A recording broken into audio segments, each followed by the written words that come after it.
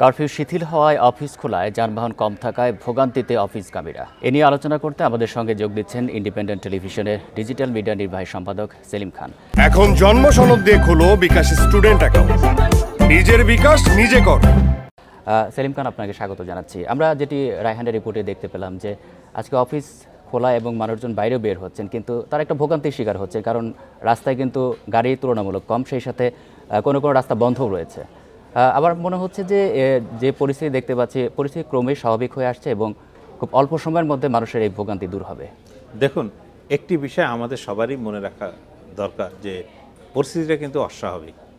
Curfew চলছে, তার মধ্যে কয়েক ঘন্টা শিথিল করা হয়েছে এবং ক্রমে এটা বাড়ছে। আজকে 7 ঘন্টা শিথিল করা হচ্ছে।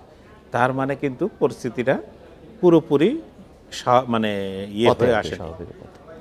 আপনার এই কারণে কিছু সড়কে বা কিছু সড়ক বন্ধ রাখা হতে পারে। নিরাপত্তা বাহিনী যদি মনে করে নিরাপত্তার কারণে কিছু সড়ক বন্ধ রাখতে হবে, তাহলে এইটা কিন্তু তারা রাখতে পারে এবং সেজন্য কিন্তু বিকল্প রাস্তা ব্যবহার করতে হবে। এইটা এখন যে পরিস্থিতি উদ্ভব হয়েছিল, এমন হতে পারে যে ওই সড়কে যদি যান চলাচল শুরু হয়, তাহলে আবার এক ধরনের যদি সাধারণ মানুষ যারা রাস্তায় নেমেছেন তারা যদি আক্রান্ত হন বা অন্য কোনোভাবে ক্ষতির শিকার হন, তাহলে কিন্তু যে স্বস্তির ভাবটা তাদের মধ্যে ফিরে এসেছে, সেই স্বস্তির ভাবটা নাও থাকতে পারে। ফলে মানুষের ভোগান্তি হচ্ছে, এটা অবশ্যই মেনে নিতে এটা দুঃখজনক যে মানুষের ভোগান্তি, এই কষ্ট প্রায় 5-6 দিন পরে তারা রাস্তায় নেমেছেন এবং রাস্তায় নেমে তারা একটা অপ্রীতিকর অবস্থার মধ্যে পড়ছেন। সেক্ষেত্রে তাদেরকে এইটুকু মেনে নিতে হবে যে ঘুরে গেলে হয়তো তার নিরাপত্তাটা নিশ্চিত। আগে প্রথম বিষয়টা হচ্ছে তার ব্যক্তিগত নিরাপত্তা, তিনি যেন সুরক্ষিত থাকেন, তিনি যেন রাস্তায় বেরিয়েছেন আবার সুস্থ শরীরে তার পরিবারের কাছে ফিরে যেতে পারেন। এটিই কিন্তু প্রায়োরিটি তার নিজের কাছে হওয়া উচিত, নিরাপত্তা বাহিনীর কাছে হওয়া উচিত, সবার কাছে হওয়া উচিত। আপনার কাছে আবার একটু জানতে চাই যে 3 দিন পর কিন্তু আজকে অফিস আদালত খুলেছে এবং সচিবালয় খুলেছে। এর আগে আমাদের সহকর্মী যেটি জানাচ্ছেন যে পুঁজিবাজারে কিন্তু আসলে লেনদেনটা একটু ধীরগতির মনে হচ্ছে। পুঁজিবাজারে তো ধরুন আমাদের পুঁজিবাজার যে খুব বিরাট ভাইব্রেন্ট সেটা তো না। ফলে পুঁজিবাজারের এটা একটু কম থাকবে বা ব্যাংকে খুব প্রয়োজন ছাড়া এই মুহূর্তে লোকজন যাবেন না, সেটা কিন্তু স্বাভাবিক।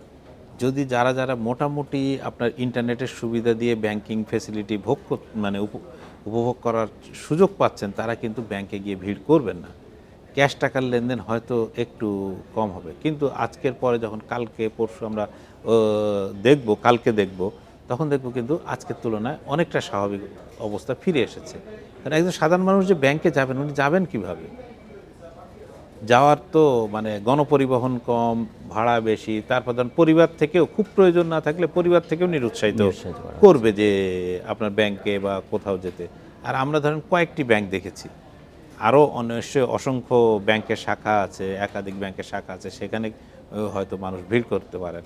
এখন আমাদের যে ইলেকট্রনিক সিস্টেম হয়ে গেছে, তাতে কিন্তু ব্যাংকে যাওয়াটাই নিরুৎসাহিত করা হয়, ফলে মানুষের সংখ্যা একটু কম হবে।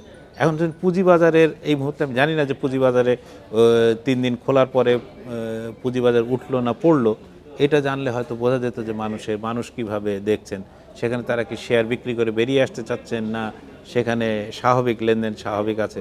এটাও একটা কিন্তু সূচক হিসাবে কাজ করছে, এটাও একটা মানুষের আস্থার সূচক হিসাবে কিন্তু কাজ করে। তো একইভাবে যে আমরা যারা ধরেন সরকারি বেসরকারি খাতে কাজ করি, তারা অনেক সৌভাগ্যবান, তাদের 10টায় আপনার কারফিউ শিথিল করা হয়েছে, 11টার সময় তার অফিস, 3টার সময় তার ছুটি, 5টা পর্যন্ত শিথিল আছে। তো ফিরে আসার জন্য তিনি একটা ভালো সময় পাবেন। অন্যদিকে দেখেন আপনি আপনার যারা পোশাক শ্রমিক এইসব পোশাক কারখানায় কাজ করেন, তারা কিন্তু সেই কারফিউ এর মধ্যেই কিন্তু তারা পোশাক কারখানায় গিয়ে উপস্থিত হয়েছেন, দীর্ঘ সময় কাজ করবেন, ফিরবেন। ফলে স্বাভাবিকতা যেমন ফিরেছে, তখন আমরাও কিছুটা প্রিভিলেজড হিসাবে আমরা কিছুটা প্রিভিলেজ ভোগ করলাম। আর তারা কিন্তু যারা শ্রম দেয়ার, তারা কিন্তু একেবারে দীর্ঘ সময় শ্রম দিয়ে যাচ্ছেন। তো এইভাবেই কিন্তু দেশটা এগোচ্ছে, কিন্তু এইভাবেই যেহেতু স্বাভাবিক অবস্থা ফিরতে শুরু করেছে এবং অফিস আদালত আজকে খোলা, এবং সেখানে দেখা যাচ্ছে আমরা রাস্তায় দেখলাম যে স্বাভাবিক দিনের মতোই কিন্তু মানুষের ভিড় রয়েছে, কিন্তু মানুষের মধ্যে একটা প্রত্যাশা যে যেহেতু স্বাভাবিক অবস্থা ফিরতে শুরু করেছে, অল্প কিছু সময়ের মধ্যে হয়তো ইন্টারনেট ব্যবস্থা স্বাভাবিক হবে। হ্যাঁ, ইন্টারনেট ব্যবস্থা স্বাভাবিক। আপনি দেখেন শুধু প্রতিদিন মানে আগামীকাল কারফিউ কত সময়ে শিথিল হবে সেটা কিন্তু আগের দিন রাতে ঘোষণা করা হতো, কখনো কখনো একেবারে শেষ মুহূর্তে রাত 10টার সময় 11টার সময় 10টার সময় ঘোষণা করা হতো। কিন্তু দেখুন গতকাল মঙ্গলবার কিন্তু 2 দিনের কারফিউ কত সময় শিথিল থাকবে এইটা ঢাকা সহ 4 জেলায় কি কত সময় শিথিল থাকবে এটা কিন্তু ঘোষণা করে দেওয়া হলো। তার মানে তারা আস্থায় পেয়েছেন যে কারফিউ শিথিল করা এই সময় যায় এবং মানুষকে আগেভাগে প্রস্তুত করা যে তারা যেন অফিস আদালত খুলে দেন, কাজে যোগ দেন। ইন্টারনেটও ঠিক একইভাবে খুব স্বল্প পরিসরে হয়তো খোলা হয়েছে। এটি আস্তে আস্তে আস্তে আস্তে মানে ইন্টারনেটের সবচেয়ে বেশি ব্যবহারকারী তো মোবাইলে, তো মোবাইল প্রতিষ্ঠানগুলোর ইন্টারনেট ব্যবস্থাও নিশ্চয়ই খুব শীঘ্রই দ্রুততম মোটামুটি সব কারখানায় খুলেছে, ছোট কিছু কারখানা যদি ধরা হয় সেগুলো বাদে, এবং স্বাভাবিক কাজকর্ম চলছে। কর্মীরা যারা স্বাভাবিক দিনের মতোই তারা আজ কাজে যোগ দিচ্ছেন, এটি কিন্তু একটি আশার খবর। এটি তো অবশ্যই আশার খবর, কারণ ধরুন যে আমি এর আগেও বলছিলাম যে কৃষির পরে সবচেয়ে বেশি মানুষ আমাদের কর্মজীবী মানুষ যুক্ত হচ্ছে এই পোশাক শিল্পের সঙ্গে। 2 নম্বর হচ্ছে যে আমাদের বৈদেশিক মুদ্রা সবচেয়ে বেশি বৈদেশিক মুদ্রা অর্জন হয় এই পোশাক শিল্প। নারীদের অংশগ্রহণ বিপুল, একদম ঠিক বলেছেন আপনি, নারীদের অংশগ্রহণ বিপুল। তো এই খাতে যে মানে স্বাভাবিকতা ফিরে আসছে এইটা কিন্তু মানে খুবই খুবই স্বস্তির একটা বিষয়। এবং আমি একটা জিনিস লক্ষ্য করবেন যে প্রধানমন্ত্রীর সঙ্গে বৈঠকের দিন পোশাক মালিকরা শিল্প মালিকরা কিন্তু তারা তাদের শ্রমিকদের কারখানায় আনার কথা বলছিলেন। প্রধানমন্ত্রী তখন বলছিলেন যে আপনারা যদি নিজেরা দায়িত্ব নিতে পারেন তাহলে খুলে দিতে পারেন। আপনি দেখেন যে ওই মালিকরাও কিন্তু তাদের কর্মীদেরকে এতটাই চেনেন বা তাদের উপর এতটাই আস্থা আছে যে তারা চেয়েছিলেন যে ওরা ঘরে বসে না থেকে অন্তত কারখানায় আসুক। তাতে দুটো লাভ, এক হচ্ছে অর্থনীতির চাকা সচল থাকবে, উৎপাদন হবে, 2 হচ্ছে আপনার মানে সে বেতন ভাতা তার নিশ্চিত হবে অন্তত, সেটা একটা দিক। সরকারের দিক থেকে হয়তো একটা দুশ্চিন্তা ছিল যে এই বিপুল সংখ্যক মানুষ যদি একদিন আসে তাদের নিরাপত্তার পেছনে যদি কেউ যদি কোনো ধরেন নাশকতা করে, কিন্তু বলেছেন যে গোয়েন্দা রিপোর্ট ছিল, হ্যাঁ নাশকতা করে তখন কি হবে, তখন সেই দায়িত্ব কে নেবে? কারণ আপনারা জানেন যে আমরা যখন সকালে কিংবা সন্ধ্যায় যখন যাই বা এইসব রাস্তা দিয়ে ফিরি তখন আমরা দেখি একটা বিপুল সংখ্যক নরনারীর লাইন, এবং খুব সুন্দর দেখলে খুবই ভালো লাগে যে এই বিপুল সংখ্যক মানুষ কাজ করতে চলেছেন বা কাজ থেকে ফিরছেন। তো সেইখানে যদি কোনো ধরনের নাশকতা ঘটতো বা ঘটে সেটা খুবই মানে খারাপ দিকে চলে যাবে। সেই জায়গা থেকে হয়তো সরকারের অবস্থান ঠিকই ছিল, কিন্তু এই পোশাক শ্রমিকরা কিন্তু প্রমাণ করেছেন যে এই জিনিসটা এখনো পর্যন্ত এই জিনিসটা ভুল, এবং ওনারাই কিন্তু আমাদের এই অর্থনীতির সবচেয়ে বড় চাকাটা কিন্তু সচল রাখার যে দায়িত্ব সেই দায়িত্বটা কিন্তু পালন করে।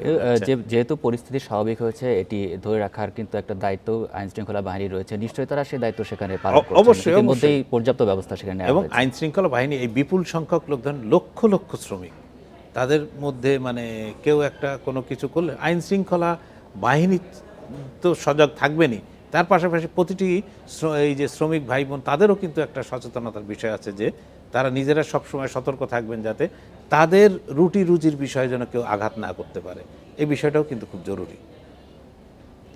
আমরা যদি মানে শ্রমিকদের দিক থেকে দেখি তাহলে তারা কিন্তু কোনোভাবেই মানে চান না যে তাদের কারখানা বন্ধ হয়ে যায়, কিন্তু তারা এমন কোনো বেতন পান না যে যেটা দিয়ে তিনি দীর্ঘ সময় বসে চলতে পারবেন।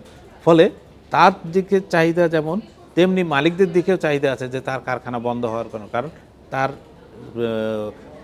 সাপ্লাইয়ের একটা নির্দিষ্ট সময় বেঁধে দেওয়া আছে, সব কিছুর একটা নির্দিষ্ট সময় মেনেই কিন্তু কাজ চালাতে হয়।